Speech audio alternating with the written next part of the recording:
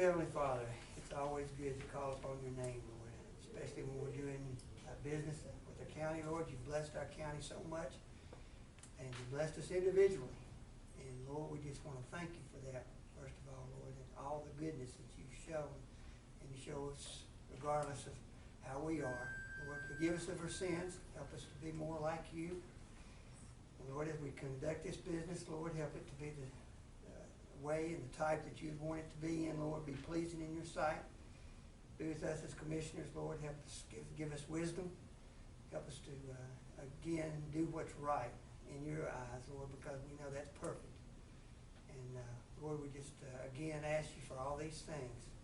And, Lord, we would be amiss if we didn't ask for you special mercy and grace upon the Ukrainian war. And what's going on with the conflict over there, Lord, and much suffering of innocent people. So please be with them, Lord, and watch over them. And Lord, let your will be done. We ask these things in Christ's holy name. Amen. Amen. Yeah, join me in the pledge, please. I pledge allegiance to the flag of the United States of America and to the republic for which it stands, one nation, under God, indivisible, with liberty and justice for all.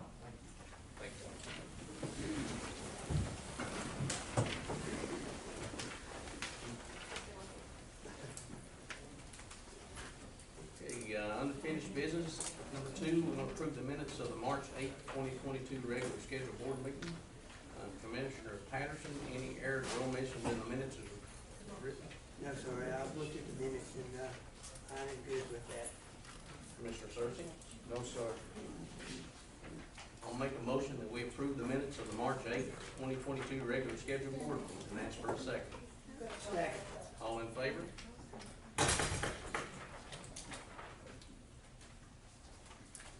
All right, so number 3, under unfinished business, we have our rec director, Eddie O'Neill. And this is for the security camera bids for Rec Center, which has been tabled. We were able to get, sorry about that, let me have myself again.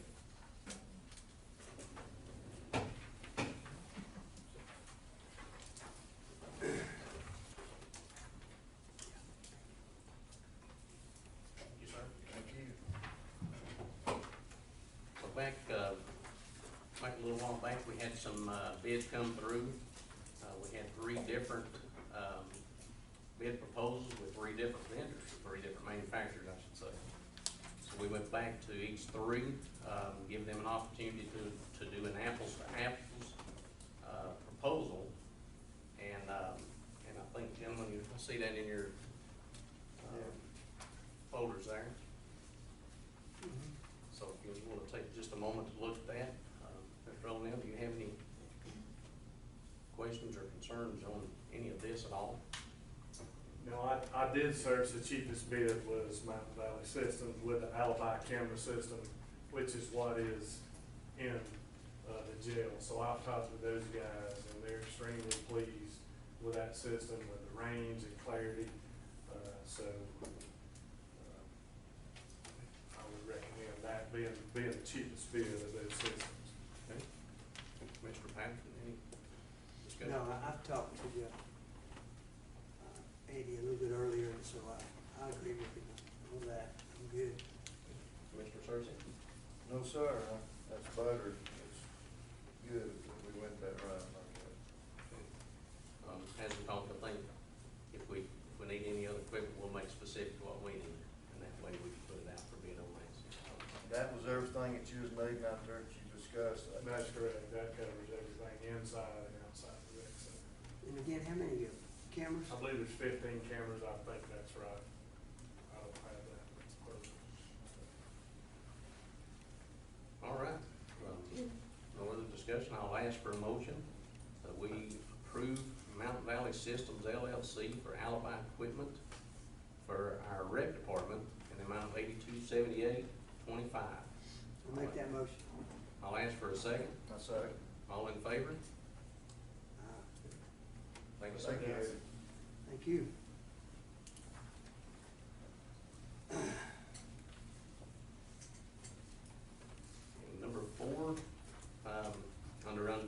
we have board discussion, or action on the Fannin County alarm ordinance tabled from the previous meeting, being March 8th, 2022. Gentlemen, unfortunately, we don't have this written, to separate the two. I know that's what we were trying to do. And, I would ask that, we table this till such a time where we can get that, those ordinance written to be able to present it. I would ask that. So, any discussion on that? How far, how close are we? We're closer than we was 2 weeks ago. Well, that's good. That's a good answer. Well, we're getting there, ain't we? My hopes is, my hope is to have this done by our next meeting. That is our hope. It has been, it's struggled long enough.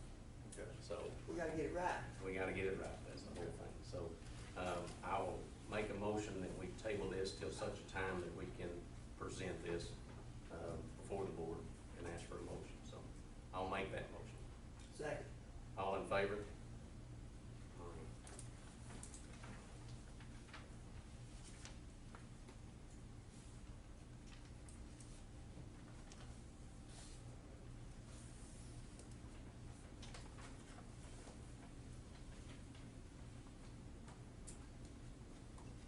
Okay.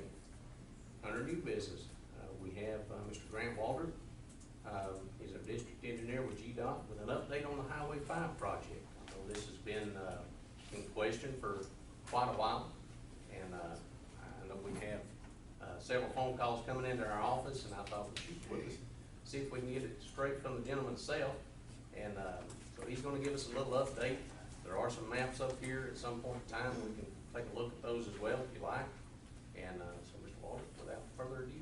Thank you, Chairman Hensley, and thank you all for having me here today. It's exciting to come provide this update for the Highway 5 widening project, especially now that we're actually into a phase where you can start to see some of that heavy civil construction with the tree clear and dirt moving.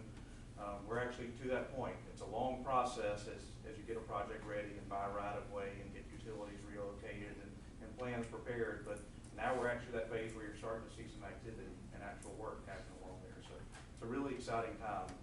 I do want to introduce some people that are here today from GDOT that are going to be providing the update. First, I want to recognize Crystal Stovall-Dixon. Crystal is the Assistant Office Head for our Office of Program Delivery. So they're in charge of all the pre-construction activities to get these projects ready for bidding and to actually begin construction. Also, we have Brian Lott. Brian is the District Program Manager, so he's over all of the projects in pre-construction for District 6, which is Northwest Georgia, 17 counties in Northwest Georgia. Then also Sanja Thompson. Sanja is the project manager. She's going to be providing the update for each of the projects that we have programmed along Highway 5. Then also I want to recognize some staff we have here from our area office. Robert Bell is the area manager. He's going to be the guy you want to talk to for anything that, in the active project when they're actually out there working. He's going to have that information and be that good point of contact. So definitely want to get you his contact information. And then Emery Harris, he's the assistant area manager over construction at the area office. And also have Joel Schulman, he is our communications manager here with us. So Joe. All right, and with that, I'm going to turn it over to Sonia Thompson to walk us through the different phases of the projects and give us a status update. Okay. You actually need to come down there and hold one side of it for the people to see if they like or whatever, so. No, I think I'm just gonna, I know I've given y'all some, maps and break everything down, so, I know one of the things is, the purpose of the project is to provide improvements between Blue Ridge and McCaysville. That was the original intent of the project, and also to, construct a truck alternate route around McCaysville and Copper Hill, downtown areas where the downtown area is not their destination. So, and we are also making, operational and maintenance improvements along State Route 5. So to move this, State Route 5 project forward, what we've had to do is to manage it more in bite-sized pieces. So we have split up the whole section of projects, and that's what you're looking at right now, that's color coded. So, State Route 5, the intent is to widen it from a 2-lane to a 4-lane with a paved center turn lane until we get to Old Flowers Road. And then from there, it's gonna go back to the 2-lane with, sidewalk, curb and gutter, section all the way into McKaysville. So, Miss Anna, sorry, No, you're fine. pardon me, we've got some people back there that needs to hear a little bit more. Can we crank it up a little bit? They're giving me signals back there. okay, all right, so. Is that better? Okay, all right, sorry, short version here. So, really starting, let's say from the south end of, State Route 5, starting there at 515, you'll notice that on this section that's in pink is, the project number that we're referring to is 0017-040. And before I say some of that, a lot of times it is helpful if you have questions about certain sections is to refer to those particular, project numbers that we have laid out. And they are divided, they're shown on these big layouts that we've provided to you, so you can see the sections where it stops and starts. So 17040, it just starts, like I said, just north of State Route 515 to Pineview Lane. It goes about 1.2 miles.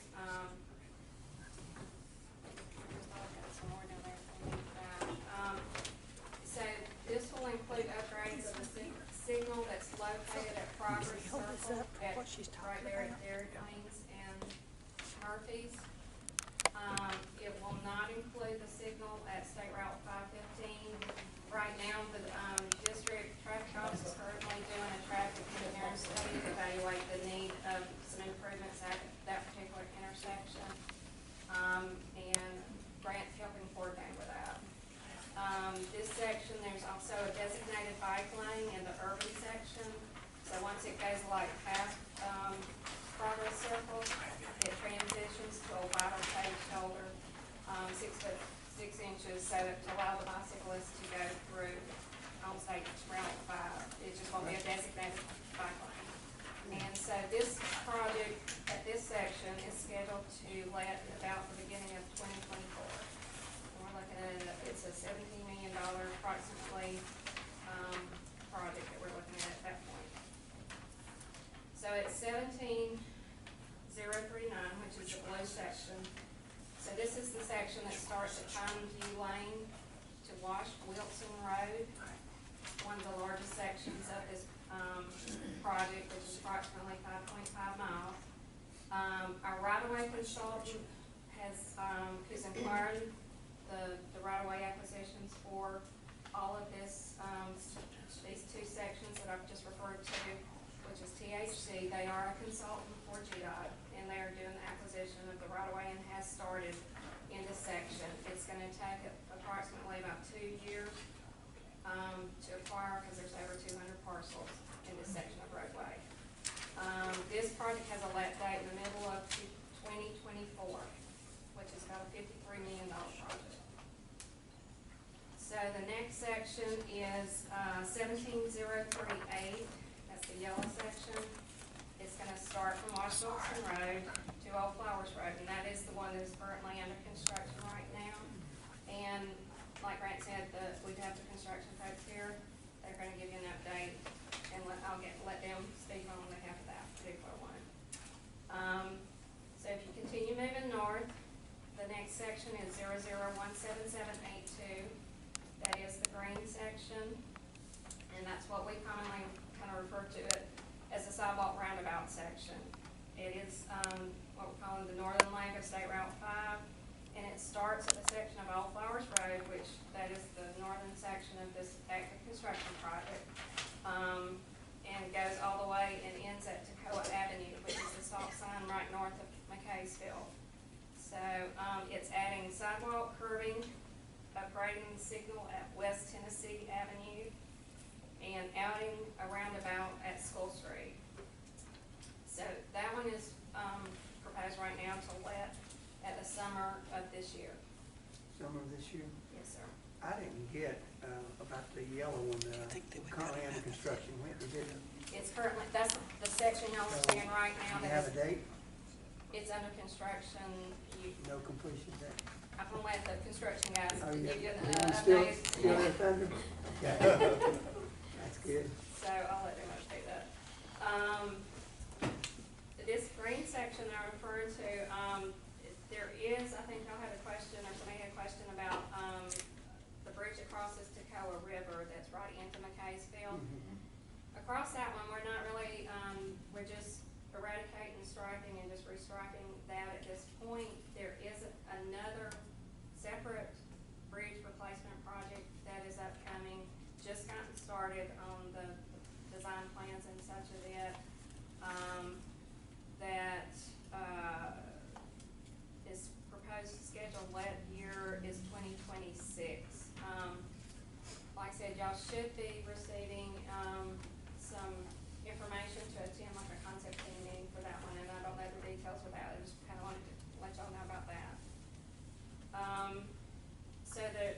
So on the red section, which is 17784, this is what we're referring to as the bypass section. That will, veer off from the roundabout that School Street there in McKaysville. And, this is the part that will bypass around McKaysville, take truck traffic off. It'll be one of the legs of the roundabout. Right now, we're currently wrapping up the right-of-way section for it and continuing with design on that. It is scheduled, to let in the middle of 2024, because it will be let, at the same time as this next project that I'm going to mention to you, which is the Orange Project at 620490, which that section is all, that project is all in Tennessee. So it connects, it picks up where the bypass, ends up, picks up there at the state line and continues, and as a bridge over Ocoee River, because it does change names when you get that far, and then loops around and it goes over the river, over the railroad, and then it ties into Ocoee Street with a roundabout, and these, of course, this is all in Tennessee. And that is scheduled to let also in the middle of 2024. Like I said, it will be let together with the bypass section, but there's two separate projects. And that particular one, it currently is showing about $15 million, but I have a feeling it will possibly increase a little bit. So.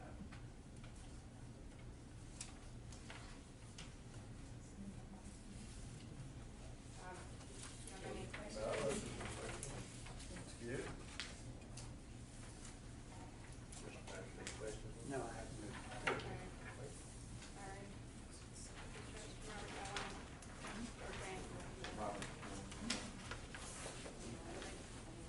You pass some of those back, you can have them back. Thank you. So, Robert Bell from the area office in Dalton. So here to answer any questions for the current project, that you mentioned from Wash Wilson to Old Flowers Road. To answer your question, it is proposed late summer of '23 to complete. Currently clearing and grubbing, which is just the removal of the trees, have been completed. We're probably at about 11 to 12% complete at this point. The contractor is preparing to start moving dirt and ultimately shift traffic. The one thing that's going to be a big factor with that is the utilities. So locating utilities and working around utilities. I spoke with the contractor.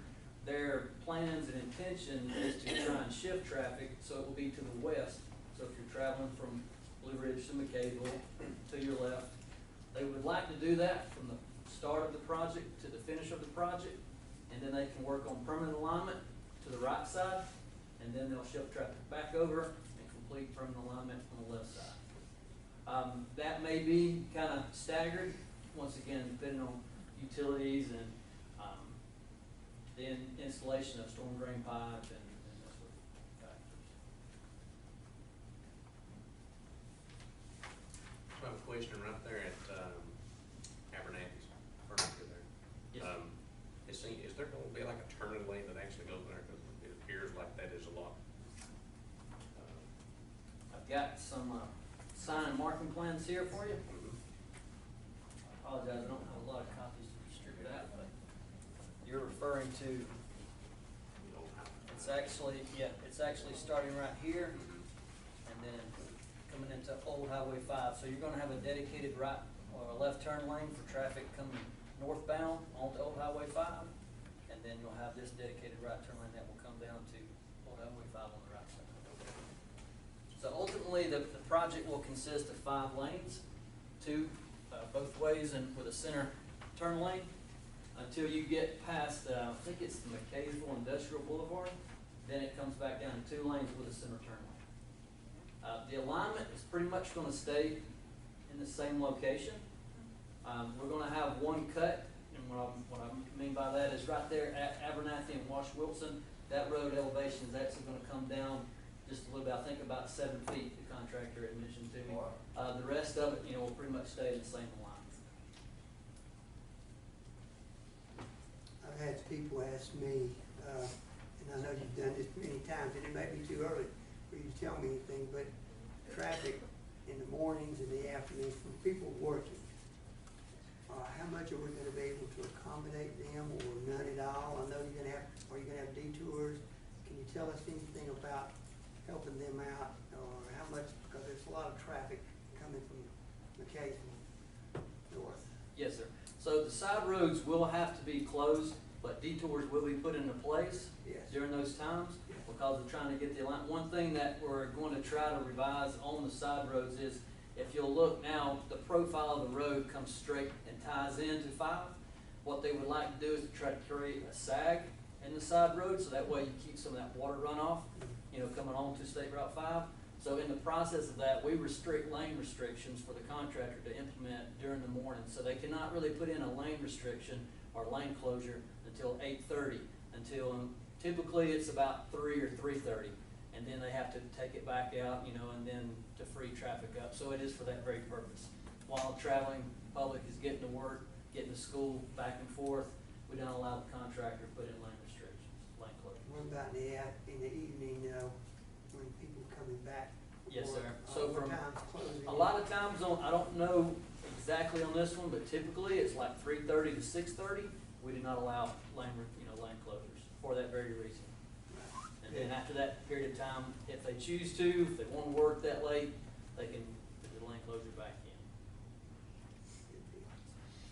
Just allow some extra time, right? Yes, sir. Yeah. Okay. And again, it's up to the contractor on how many hours they want to work. Yes, sir. Okay. Yeah. And I'll have to confirm, sometimes we do have nighttime restrictions as well. For certain facilities that, maybe in a project location, we'll restrict them to work, that they cannot work at night due to noise ordinances or that sort of thing. And then typically, we work, they may choose or not to on the weekends.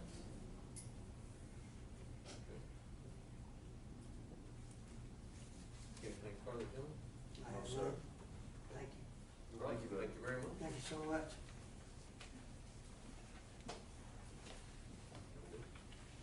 Yeah, I'm gonna add one thing. So, the question has come up to us recently about the intersection of 515 and Highway 5, especially the southbound approach with the left turn lanes there backing up. So, Sanja did mention that we're doing a traffic engineering study. It looks pretty promising that we're gonna be able to make some improvements there, even ahead of the Widening project. So, I think we're gonna be able to get a dual left turn lane southbound, probably looking at sometime in 23 for that. But we're in the process of doing the traffic engineering study, and probably going for what we call a quick response project to make that operational improvement. And Appreciate from that. our traffic counts, that really Right. does seem to be the biggest problem as Yeah. far as the traffic back up that intersection. Great. Thank you so much. Appreciate it. Since you brought that up, we've got another one that there's a lot of people had some issues with, and I was about 4 cars back and had several accidents on Tom Boyd. Is there any way we could do something to get a light or anything because the wreck is over there and there's a lot of kids and parents, there's a lot of traffic right there in that area. You know the one I do, it's the one intersection along the route that has flashing beacons around the Yes, fork. yes, Yeah. yes, sir. I'm definitely aware of that intersection. We don't have a traffic signal planned in the project because it doesn't quite meet the volume warrants that we would require to put in a traffic signal in the project. But we are looking at making sure the footprint is gonna accommodate a future traffic signal once it would meet those warrants. But what the project is really gonna do is make intersection improvements there. So right now, you probably realize there's really short turn lanes. I mean, Yes, just a few there car is. lanes. And so the project is gonna put in your typical full-length right and left turn lanes at that intersection. So it's really gonna improve the operation. Plus, whenever you have more lanes on 5, you're gonna have bigger gaps for people to be able to get out on the side street.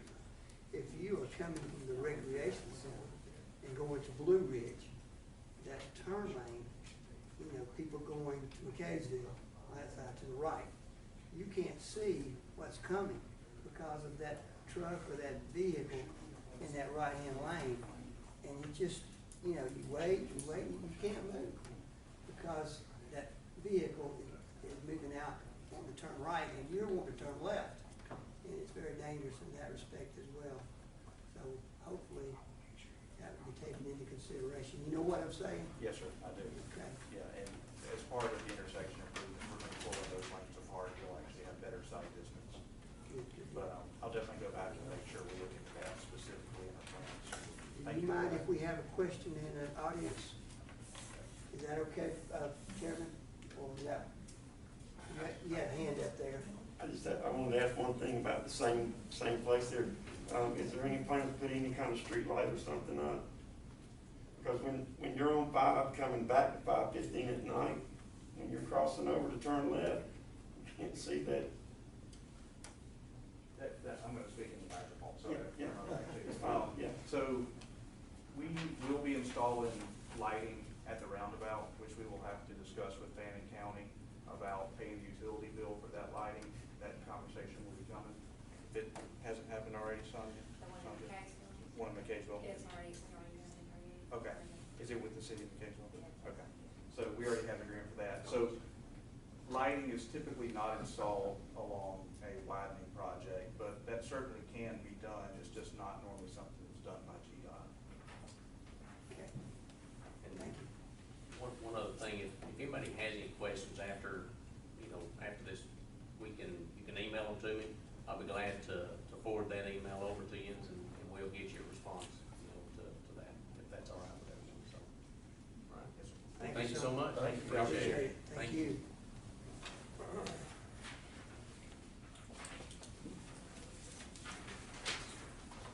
Okay, number 6, we have I would call it the reappointment of Angelina Powell to the Tax Assessors Board. Ms. Powell, I'm assuming this is okay with you still? Okay. I believe this is the chairman's appointment.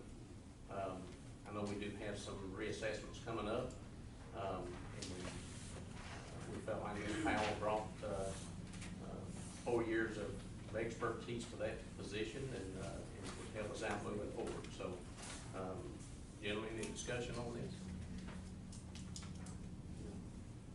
Okay, I'll make a motion that we reappoint Ms. Powell to the Tax Assessor Board for another term. I'll make that motion. Ask for a second. Second. All in favor?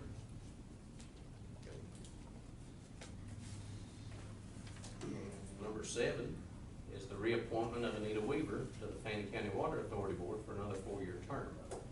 And this is also my appointment, and I know Ms. Weaver's board overwhelmingly asked that she do this again. And if Ms. Weaver is, if Ms. Weaver wants to do this again, we'll okay, all right. So I will make a motion that we reappoint Ms. Weaver to the Fannin County Water Authority Board for another 4-year term. I'll make that motion and ask for a second. Second. All in favor? Aye. So number 8, we have Sheriff Dan Kirby, who's going to come up and tell us about some X-ray equipment that we talked about in a previous meeting. Yeah, we did. I was here a few weeks ago, just to give you kind of an initial get ready, it's coming out deal. And, I've done a little work since then and got you a package that I hope you've all had time to look at. So what I'm gonna say to you is not totally foreign, but, this came about just as a safety concern. Everybody knows about the drug problems that are going on right now. And, that's really our mainest concern is heroin getting into the jail or fentanyl. And it's a concern because we've had it happen a few times. When you arrest somebody out here, you can search them and you can strip search them, but the packages, the doses that this stuff comes in are so small that it's easy to miss. I'm not gonna say it's impossible to find, but it's easy to miss. And we actually had an overdose in our jail. It didn't result in a death, thank goodness, but it could have. And we don't ever want that to happen. So we started trying to figure out what kind of measures we could take to prevent it from happening. And this was the first and the most logical and the most sensible thing that anybody that I talked to could come up with is an x-ray machine, similar to what you see in the front of the courthouse here. The one in the courthouse here don't do people, it does baggage and things like that. But I started talking to some people that knew about these things and got hooked up with a company called Romaine, and they're one of the vendors for this particular machine that I gave you the package on. Adani, I think, is the manufacturer of the company, and there's a federal contract that they have that this machine, along with a lot of the other equipment that they build, has been bid into that federal contract and approved. And I sent you the letter. It's in the package that confirms that. I think their contract's a year old, and they had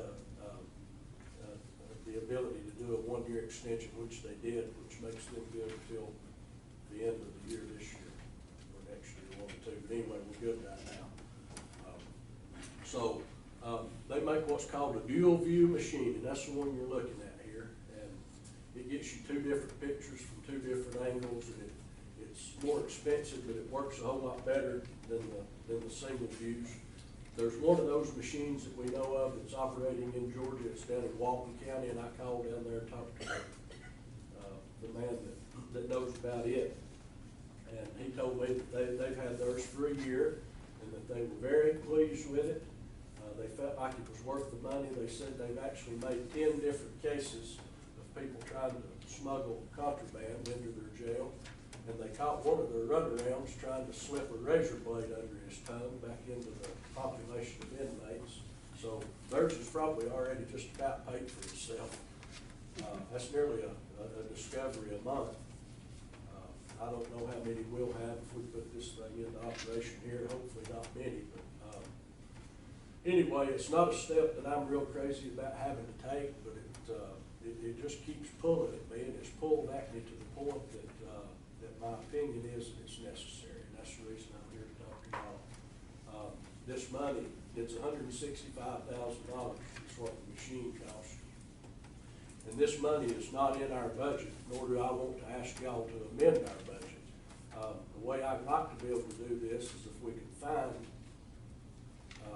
SPLOS money in the public safety SPLOS account that would accommodate this purchase would be the way that I would prefer to do that. But I'll leave that up to y'all, and I'll take any questions. Can't promise you I'll answer, but if y'all have got any questions, I'll be glad to try. I did research that after me and you had that conversation. Right. That is a pretty good company right there, and their equipment it was rated, it had like the 4-star type rating and stuff, so it was good. I mean, yeah. Well, there's a lot of those things in operation in other states. I didn't reach out to any of them after I got the raving reviews from the guy that I got here in Georgia, but that's something that could be done at another time if it needed to be. But they've got a lot of equipment out there. yeah, and really and truly, it's just upgrading your jail with all the people that come through it. So far as, It is, Contraband. it's a tool to deal with a new problem. right, It's what it is. It's just that the times are changing and the world's changing and people's changing. And we've had to change over the years to accommodate some of that. Like I said a minute ago, this is not a step that I'm crazy about taking. I know there's $165,000 to be spent on a lot of different stuff. And, you know, we'll spend a lot of time, I'm sure, x-raying people that don't have anything on them. But if it prevents one overdose death in our jail in the next 10 years, then you gotta kind of think that it's been worth it. one thing I did have on it though, I couldn't find out exactly how is it maintained as far as something? There's a contract, and I didn't bring paperwork, but all that's in that package that I gave y'all. There's a maintenance contract that comes with it. It's either 1 year or 2 years. Yeah, I 2 think it's years, 2 2 years. years 2 warranty. years. And now they've got an extended warranty. Did you want that? Is it marked in that package as being optional or part of the plan? Optional, Yeah. extended warranty now. Warranty's included, the 24 months. Okay, so is the total, Glenn, on the page you're looking at there, is it $165,000 something dollars? Yes, All right, 165. so what is the plan that's not an option, that's standard? Is it listed on there? Well, the they maintenance just plan? got them, some in options, some included. But, What is there a plan that's included? they tell you what you've got included. You got your software included, Right, your installation, calibration included. right. You got your, Training's included? yes, I operator, think it was. training, shipping's included, Yeah. but not the extended warranty. There's a couple of Okay. things that's optional. So that Okay. would be I'll something you check have to pay a on little that. more on. I'll check on that. Those warranties can be tricky. But I will tell you, our service plan on this one down here in front of the courthouse has saved us a few times, until it got to the point that machine became obsolete and they didn't make parts for it anymore. And having a maintenance plan wouldn't do you no good because they don't make parts for it anymore. Right. But this company is a pretty solid company too. Well, they are, but you know how things are. You go out and buy a new pair of boots that you Yeah. like, you better buy two because Yeah. they won't be making them for long. Right. Prices are going up. Yeah, but, and same thing in this industry, these people, they get you tasers, you know, the tasers that we use are the worst in the world. They'll make a taser that everybody loves, and they go out and they buy them, and all the guys love them, and then a year later, they'll quit making them. And they'll give you about a year to buy parts for them, and then they'll say, well, you can't even get parts for them no more, so now you gotta go to this upgraded model. Yeah. That's like These people are no different, you know, it could happen, I can't promise you that wouldn't happen, it might. That's the thing, you may wanna check on. I that would, extended I'll warranty. tell you what I'll do. I would defer to y'all's guidance on the maintenance plan. If y'all think it's something that we need, I mean, you can get into some money Check on the repairing price, check stuff on the like- price. Well, it's listed there, ain't it? Yeah, 12.5? Yeah, I think, Oh, yeah, there you go, okay. I think For that, 3 additional years. 3 additional years. Mr. Chairman, the rescue fund we still have, is that gonna fall under it? Or, yeah. Well, that's, if we're gonna spend money though on getting expensive equipment like that, we need to make sure that it's, if it's a lemon, by God, they're taking it back, you Yeah. know what I'm saying? well, you know, it's a risk to not have, it's like, not having insurance on your house. Exactly, I mean, It's I a don't wanna risk, be you stuck may with never it. need it, but I mean, what we gonna use it for, a doorway or something? I mean, if it don't work, either that or pay a whole lot more than $12.5 to have some little computer Yeah. something fixed, you never know. So here's another thought, and I'll be glad to call this sales rep just to see, a lot of them, they will give you until that 2 years to buy that extended warranty. Okay. So, I'll be glad to call them tomorrow, to see if that's the case, because you're actually buying 3, 4, and 5. Years 3, 4, and 5 is what you're buying for 12.5. So the first two is gonna run regardless. That's what I was looking for. Yeah. That we couldn't find. So the first two is included. Right. First Yeah. one included. That's what I was So looking my for. thoughts is, I'll call the sales rep, because if you bought it right now, it'd be concurrent anyway. I mean, it Yeah. run current with year 1 and 2. Right. So if we can, see if that's gonna be an option, then maybe at the end of the first year, that gives us a opportunity to see how this thing works, Right. and we can go from there. So,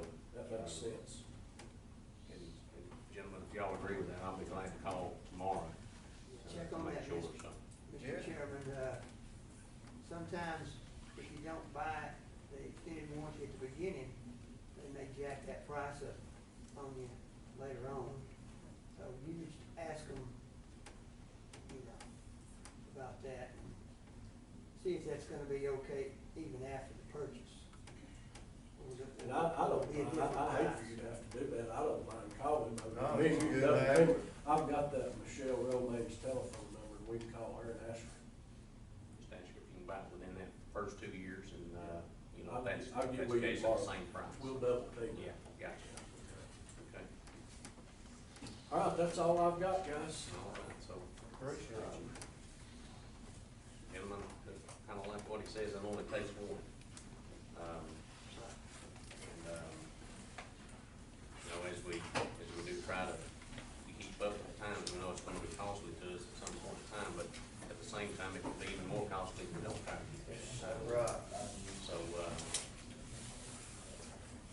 any other discussion on that?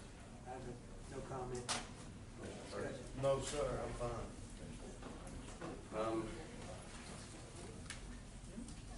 Well, I will make a motion that we purchase this X-ray equipment, and we can do that since it does have a federal contract, correct? Without putting it out for bid. That is correct. Okay. And that amount is 165.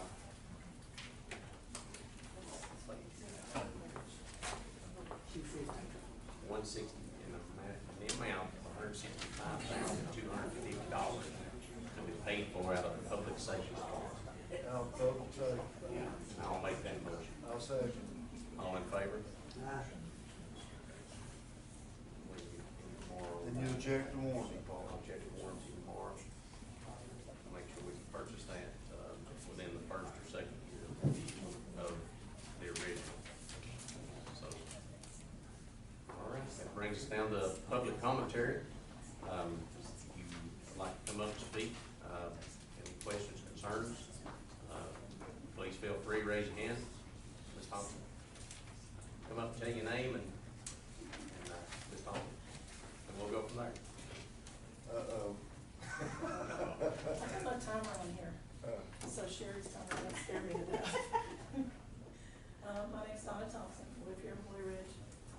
I'd like to share some concerns I have, mostly due to some information that was recently discussed in a meeting, along with some things that I'm seeing in the community.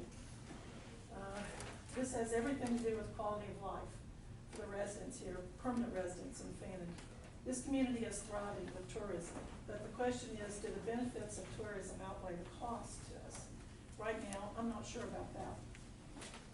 I understand that tourism is our industry, however, we have to find a way to better support and protect our residents. What happens to those who live here? They suffer as a result of the very industry that supports so many of us. So we need some balance here. At the recent comprehensive plan meeting, which is where all this kind of started, there were charts shown on population growth and on housing for Fannin County. I hope that by now you've all seen those. Many of us were quite surprised by the population projections. It showed a continued decrease, starting in 2020 for the next 40 years. It's all the way up to 2060. Why? We asked. We didn't get an answer that night. We were actually told that they didn't have an answer for that. I'm concerned for where we're headed based on population projection and also for the ever-increasing number of properties that are being sold as STRs.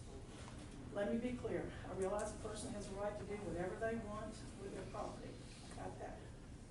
But we're a community, and there are needs that I fear are not being properly assessed or addressed. We have no zoning. I'm not pushing for zoning, but we have no zoning. I'm not for strict regulations, but zoning can protect, especially in a rural area. We saw recently that Gilmer used their zoning to deny high-density development that comes up close to the Fannin line. There's no noise ordinance. I don't mind people shooting guns, and I don't mind people revving engines. But my piece of paradise is now located between two rentals, short-term rentals. They didn't exist when I purchased 2.5 years ago. I end up with drunk, foul-mouthed visitors partying in a hot tub on the tub next to, in the hot tub on the deck. They start around 10 p.m. and they go until around 6 a.m. all through the night. So paradise isn't paradise anymore. What about affordable housing? This impacts all ages in our community, from our workforce to our seniors. Every day I see posts desperate for help to find a place to live. It's heartbreaking. The problem is the higher the percentage of STRs in the community, the greater the problem with affordable housing. So the higher that you get up there with the STRs, the worse the problem that you have with your workforce, especially or your seniors finding housing. This is directly also related to available workers in the community.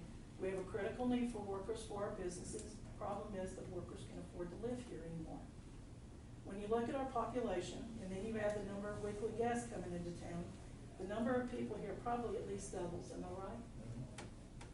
So another question is, can our law enforcement, fire, and rescue keep up? How is this growth and the continued growth, how is it gonna impact these departments? Are we staffed as we should be? What about the equipment needs? Do we have the equipment that we need? This county has been marketed very well. The more we market, the more investors purchase STRs, the greater the challenge for those who live here. We are marketing our permanent residents out of living here. Read some of the property investment websites that I've found recently. They're alarming. They discuss specific locations. I found ones that specifically talked about Blue Ridge. These are open to anybody. But they talked about Blue Ridge, the pros and cons of being here, how much money you can make. STRs are a means of revenue, in many cases for people who have no other involvement or interest in our community. But they have a tremendous impact. Fannin receives a chunk of money from the lodging tax. Are we using that portion of unrestricted funds to best serve our community? And does the chamber have any responsibility to get invested in the community aside from their general responsibilities for marketing? I and several others I know moved here because we saw firsthand what unrestrained growth does to a community. It destroys it. It destroys your quality of life. It's the reason I moved here. I'm concerned because I don't see anything in place that will currently protect what exists now from what is coming. And it's coming. That's where you come in. You were elected by the citizens to serve us and to make the best decisions for the community. So I believe we have some serious challenges facing us. I wish the county would collaborate with the cities and the citizens, maybe form a task force or something to work on these problems to preserve quality of life. Thank you. Thank you. Thank you.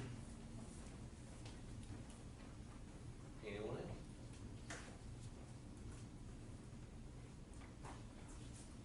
Anyone else? We'll close public commentary. Gentlemen, next up is executive session. I do have for executive session, so it's Will. I'll make a motion, we go into executive session. First. All in favor?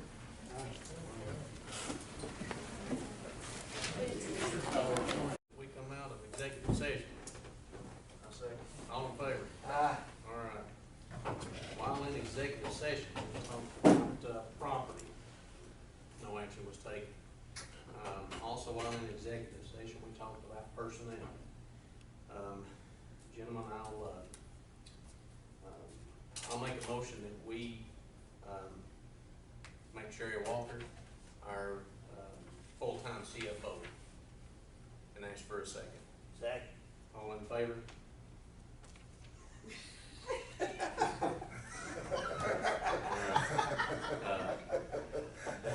I had to think about that one. I had to think hard on that.